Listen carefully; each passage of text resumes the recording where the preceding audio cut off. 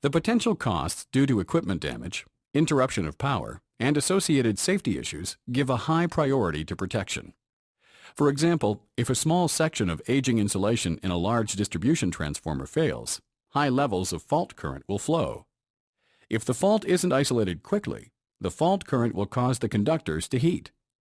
As the temperature of the conductor rises, the damage will spread to the surrounding insulation, causing it to fail, and the fault current will increase even further. As the level of fault current increases, the temperature will rise to a level that will melt the conductors and burn the steel laminations, resulting in catastrophic damage to this inadequately protected transformer. There are many causes of power system faults: lightning, wind, and ice and snow, just to mention a few. The protective system must be able to sense the fault and take appropriate action within a time frame necessary to minimize damage. Faults may be intermittent or permanent in nature. Lightning striking the transmission line or a strong wind causing two phases of the transmission line to touch and form an arc are common causes of an intermittent fault to an overhead transmission line. The resulting arc ionizes the air and turns it into a conductor. The arc is then maintained by the power in the line. In both cases, the protection system responds by removing power from the line for a period of time long enough to allow the ionized air to dissipate, and then reapplies power to restore service. Physical damage to a power system component, such as the transmission line or towers, are two examples of permanent faults. The protection system must be able to quickly sense and isolate the faulty components to minimize damage.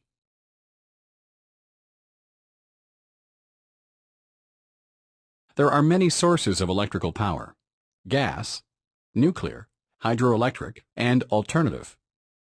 The electrical power that is generated by these sources must equal the power that is consumed. Let's take a look at a simple system consisting of a generator, steam turbine, prime mover and control system, and a residential load. As stated, the generated power must equal the demand, which is constantly changing. As the load increases, the generators would tend to slow down, resulting in a reduction of output voltage and frequency. The generator's control system will sense this and input more mechanical energy to match the increased load. If the demand decreases, the generator will speed up. The control system senses this and then takes appropriate action to reduce the mechanical energy input into the system.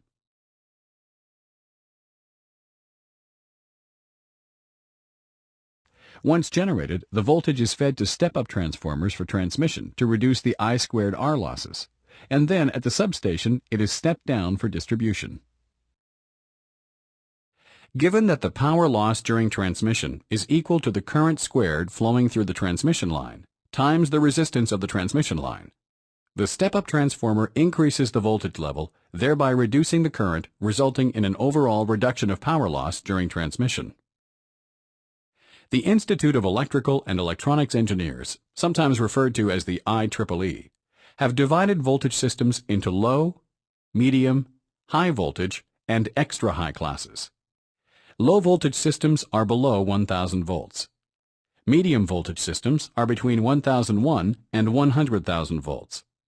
High voltage systems are between 100,000 and 230,000 volts. And extra high voltage systems are considered to be any system above 230,000 volts. The voltage levels may vary in different parts of the world, but the names of the classes for the most part remain consistent. The three-phase power travels from the generating station over high power lines to substations. Different voltages are required for residential, commercial, and industrial customers, and so at substations, breakers and transformers route and step down the voltage to a suitable level for distribution. Let's take a look at a typical distribution system for a residential customer. Let's recap. The generated power is transmitted via high-power transmission lines to a substation, where it is stepped down and routed to residential users. From the substation, the residential power lines take the power above or below ground to a transformer, which steps the single-phase voltage down to a suitable level for home use. From the transformer, the power then enters the home through a metering device and is then routed to a load center. From the load center, power is routed to different areas of the home. The distribution system for a typical industrial or commercial user shares some similarities to that of the residential customer, with the major exception that the power being delivered is usually three-phase. From the substation, the industrial or commercial power lines take the power above or below ground to a large transformer, which steps the three-phase voltage down to a suitable level for the plant or building. For larger commercial or industrial users, this voltage may be in the medium voltage range. In this case, there will be an additional substation on site. The power would then be routed from the transformer or transformers via medium or low voltage switchgear to different areas of the plant or building for further distribution via switchboards and panel boards. The power system can be thought of as a chain, the links of which are the generators, the power transformers, the switchgear, the transmission lines, the distribution circuits, and the loads. The arrangement of these links are as shown. The failure of any link destroys the capacity of the chain to do the work for which it was intended. One way in which the continuity of the chain can be preserved is to provide alternate links. For example, the transmission lines, being exposed to the natural elements, are much more vulnerable to short-circuit faults than the power transformers and switchgear. Hence, alternate transmission lines may be economically justified, whereas alternates for the power transformers and switchgear would not. The network of power systems now blanketing North America are often interconnected at various points to accomplish this. Since each link in the chain involves a large investment in equipment, alternates are frequently prohibitively expensive. To ensure both maximum return on the investment and to provide reliable service to satisfy customers, the whole power system should be kept in operation. This is accomplished in two ways. The first is by the specification of the design and the maintenance of each component of the power system to prevent a failure which would affect the component's usefulness in the power system.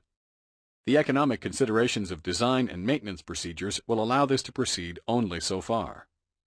The second procedure which is followed is to control and minimize the effects of any failures that do occur. This is where the protective relay fits into the power system. The protective relay is the device which operates to disconnect a faulty part of the power system, thereby protecting that part and the remainder of the system from damage.